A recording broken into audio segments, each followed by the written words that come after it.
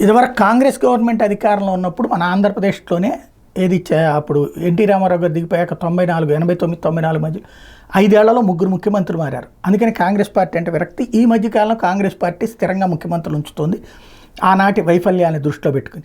అయితే ఇప్పుడు నేపాల్లో మాత్రం పదే ప్రధానమంత్రుల మార్పు. మొన్ననే ప్రచండ దిగితే ఇప్పుడు కేపీ శర్మ ఓలీ సారథ్యంలో సంకీర్ణ ప్రభుత్వం ఏర్పడితే వీళ్ళిద్దరి మధ్యన ఒప్పందం ఏంటంటే ఇందులో కేపీ శర్మ ఓలీ ప్రధానిగా 2 ఏళ్ళు ఉంటారట. ఆ తర్వాత మిగతా ఏడాదిన్నర కాలం నేపాలీ కాంగ్రెస్ చీఫ్ షేర్ బహదూర్ దేవ్బా ప్రధానిగా ఉంటారట.